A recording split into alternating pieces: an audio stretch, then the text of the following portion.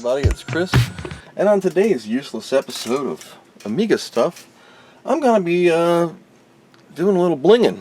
And what I mean by blinging is, I bought myself a whole bag of these heat sinks. They're, well, they were all supposed to be 10mm by 10mm, and they're just a little bit short. They're 10mm by 8s by 5s, and while they fit like on CIAs and stuff like that, the idea was for Alice and Lisa and all their friends, the Cirrus Logic chip and the Mach controller, to have a little bit of, you know, just fancy schmancy heat dissipation ability. My water heater hasn't turned on yet, so that's a good thing. These are, as you can see, just aluminum finned plates of, touch that there, of you know, this stuff. What does this button do? What is this? Okay, some autofocal thing kept going off. So anyway, these little dudes here, this is a 5x5, which is fine. As you can see, like on the bigger chip, kind of a little off. So I would need like 4 of these. The auction had these listed as 30 of these, which, you know, while not the most perfect, I can live with, because I can make these look nice and pretty, right? So that's how I wanted it to look. And this is like almost a 20 by 20, right? So if these are 10 and 10 and, you know, math, that's your stuff. But I didn't want to get so close on these. They have these legs that kind of roll on over, and if you get too close, and you're going to have an issue. So that's why I cut it back. I was going to do 15 by 15. Gives me a room around the chips, and the Alice and the Lisa and all her friends, while they don't get hot, the Alice and Lisa chip do tend to tickle over 100 degrees. Well, how do you hold these down, Chris? You're yapping again. You got all these little tiny ones. These are, I don't know what these are, but they're real tiny. And I don't know what they're going to go on. Little gals, pals. We're going to find out. So I invested myself a long time ago in this roll of thermal adhesion tape.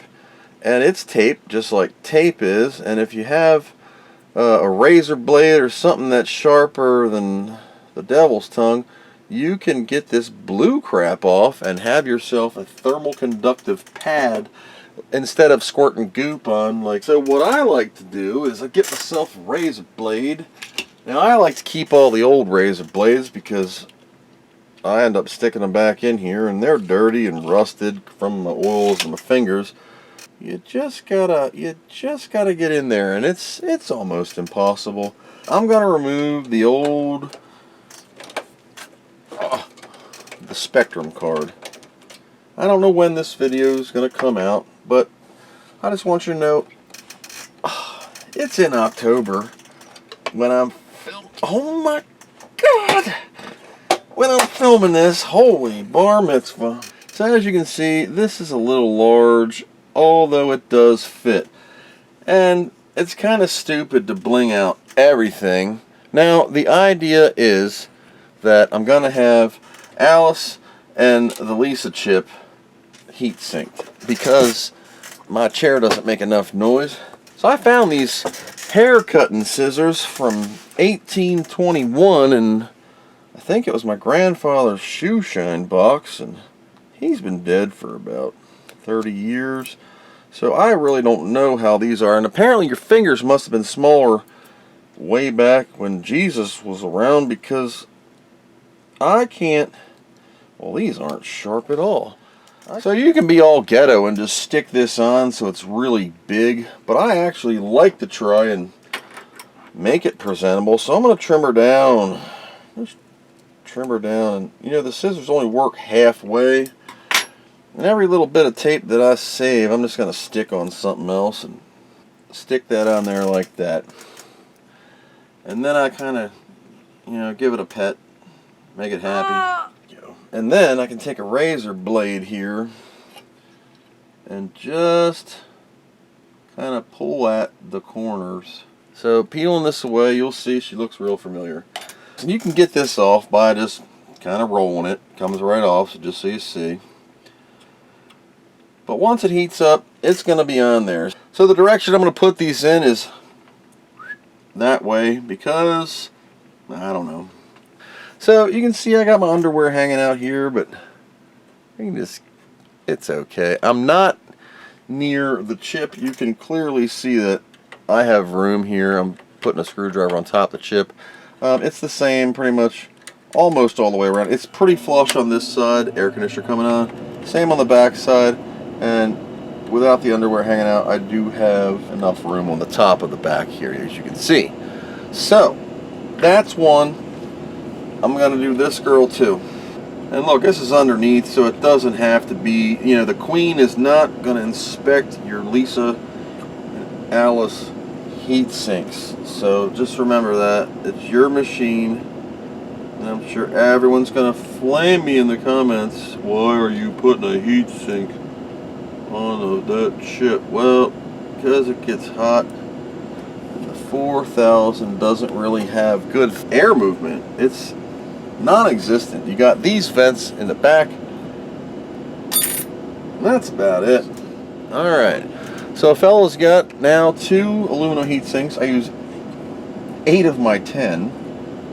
I guess I could do these 2 just to finish out the side. I'm not worried about Buster because he doesn't really get that hot. These 2 do. I should move on to the other side, but I've already blinged out the 3640. Get it stuck on your finger. Now as the chips heat up, this will become more tacky, where you will have better adhesion. I use them on the 3640. It's the same exact thing. Yes, I know I got a little tag hanging off there. I'll get in a minute. And it's been fine. They totally hold and work wonderful. This roll of thermal adhesion tape was $4. It's 200 feet. It's more than I'll use in my entire lifetime. It's plastic lined on the hole here, and I've probably used about maybe a foot in the 2 years that I've owned it. I got it off the old ebizzle.netcom US. One of the last things that I have to do is a CD-ROM audio cable, but I don't have any more and I can't find them. So if you happen to have an old school PC with an audio cable from a CD-ROM unit and you don't really necessarily need it anymore, reach out to a fella down below or in the old email box and give a guy a holler. I was going to get one off of eBay, or if you just want to donate it, that'd be cool too. I would appreciate it. I have been looking, and the ones that I'm finding on eBay are like quantity 100, and I really don't need that many. If you're wondering why all my caps are red, they are magic capacitors, and that gives them more speed. It's like a Honda VTEC. So I'm going to reinsert my video card, and I could put it lower, but I'm not gonna. She goes in just so much nicer than she pops out. My previous temperatures were well over 100 degrees Fahrenheit, and I don't like that, especially for a 30-year-old computer, or close to a 30-year-old computer. I don't know about you, but I want to keep these running as long as possible.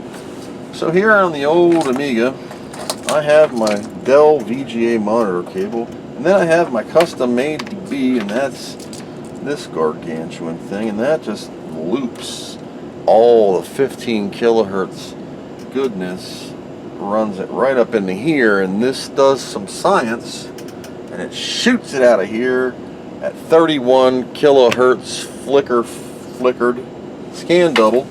Boy, that's a tough word. I would do audio, but I just don't feel like it. I don't know what section of the videos I've put out. You see we have a hard drive in here now. There's something about it, I just like it. we're rocking a hard drive. We have the 2032 battery mod in there, and from a temperature reading, I have the Harbor Freight Tools lightsaber, and this was a couple dollars. Now this isn't going to really be generating that much heat. We're at 76, 77 degrees Fahrenheit, 80. As long as I don't, you know, the chip itself can get hot, but the heat dissipation is what I really want. And since there's like 0.001 amounts of air movement in here, it's nice to, you know, there we go, we're finally booting, and I must have did something wrong. I have a funky backdrop. See what card decided it doesn't want to listen to me. Boot options, that's not it. The board's working. That's good. 2193 is manufactured GVP. One is the memory and one is the flicker fixer. She's the 2 meg model. Alright, and just so you know, she does PAL NTSC or 31 or 15. This is 15. If it says if you press enter or return, you mean 31. So she'll do this little dance, and now she's in 31 kilohertz. You can see it kind of darkens up a bit. And if I press a button, any key, where's the any? I'll use T for any key, and that'll flip her between 60 and 50 hertz. Now we're in PAL mode. So here in America, everything looks weird for me in PAL. So we're going to go back to NTSC, and then we're going to wait for adjustment, and then we're going to boop, knock her back to 15, and then we're just going to let it boot. Now it's been on for a few minutes while this thing figures itself out. Let's take another reading, and we are at 85. It's cooling off for some reason, I guess because it's not in a graphical mode. For you metric folk, why does this look weird? That would be, come on, where's my laser light? Yeah, 27 degrees Celsius, centigrade. This guy is at 30. I don't know what happened to my resolution. We were rocking good, and I don't have any memory. What? My chip RAM socket broke. Well, I'm going to hold this down. Guess I am going to be doing that. Son of a... That sucks. That sucks the donkeys. I'm going to boot off the AAA disc. Not the AAA, the Amiga test kit. I don't know which one it is. What's that say? Now I got to hold her RAM. What a pain in the butt. Worked fine when I turned it on. Okay. Let's go to memory. So now we're... you can't see that, and I can't move the camera. Ah! So it says 18 meg, 2 mega chip, 16 mega fast. Alright, let me let go. Whoops. Now, in my previous repair video, I had to replace U891. That is the fast RAM controller chip. It is a 245 little IC that lives right around here behind the battery. And the RTC U177 here and 980 or 975, 976 are a little bit susceptible to the Varta explosion. Well, 891's literally right on the butthole of the battery. So whenever they take a dump, the capacitor at 192 and all that junk messes up. So here's what I'm talking about. This SIM socket is a straight up and down. She's this way. The regular standard Amiga sockets, which I have for replacement, I just don't feel like unsoldering 2,147 chips. I'm going to take this out because this one's new and she's tight. So that's one. I'm going to use a metal screwdriver because that's the right thing to do, to carefully just touch these, get them out of here. And you can see these are on a sharp angle, and what that's for. Well, this one is broke. And this one is broke. And this one just totally shattered. Look at that. This is the problem that they have. See these little plastic bastards? They just disintegrate over time. And I didn't want to do this. Dang it.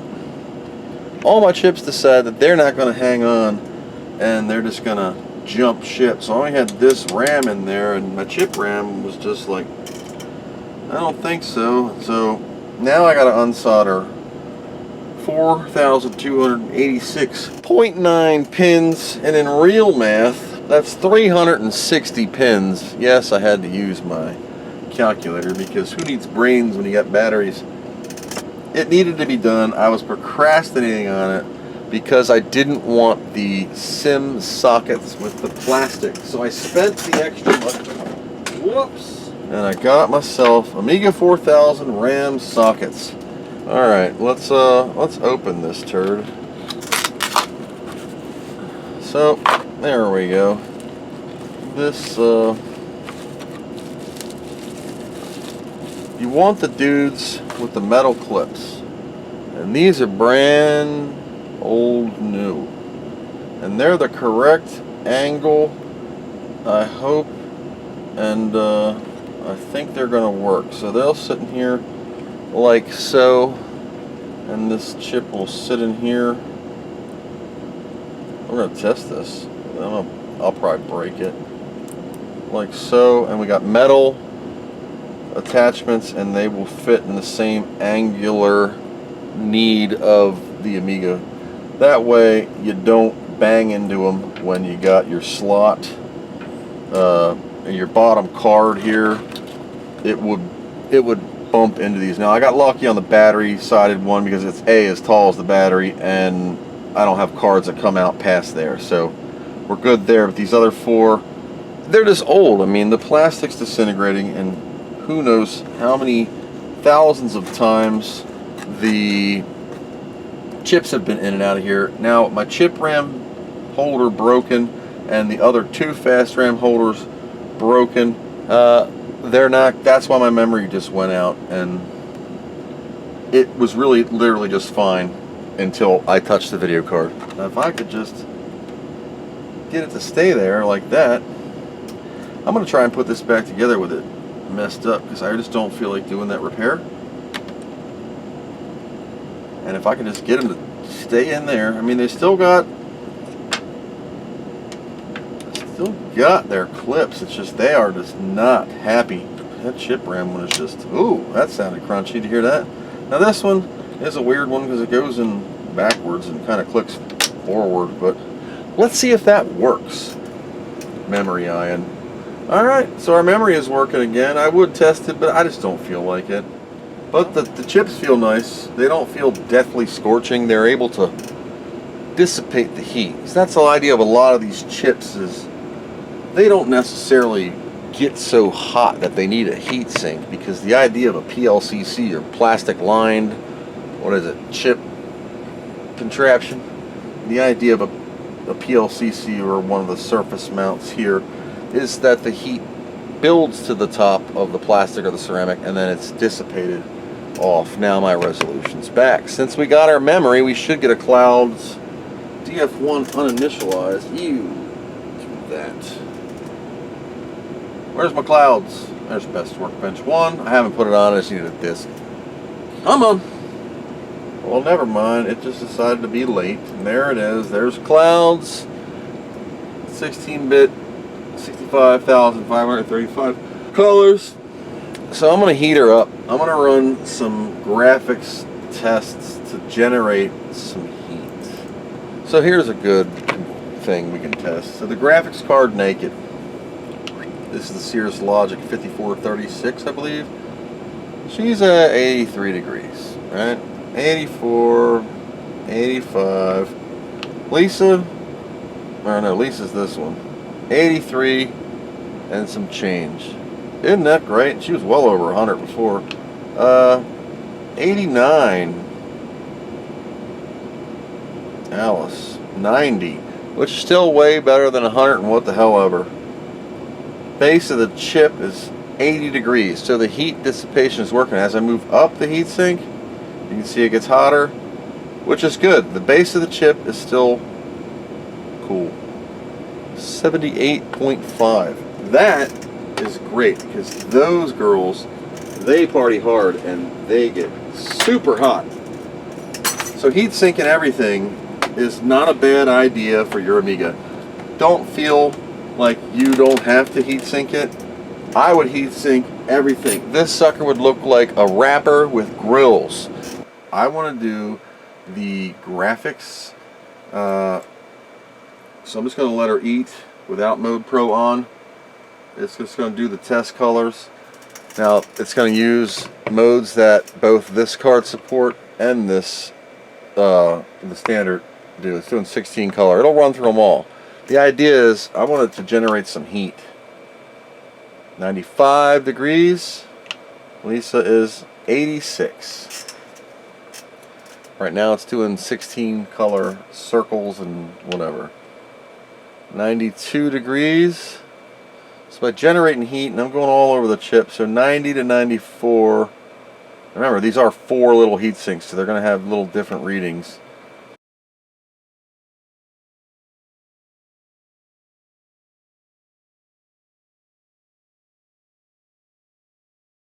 Can't select anything. Let's save. I don't know. I don't have a font. Really? That's great.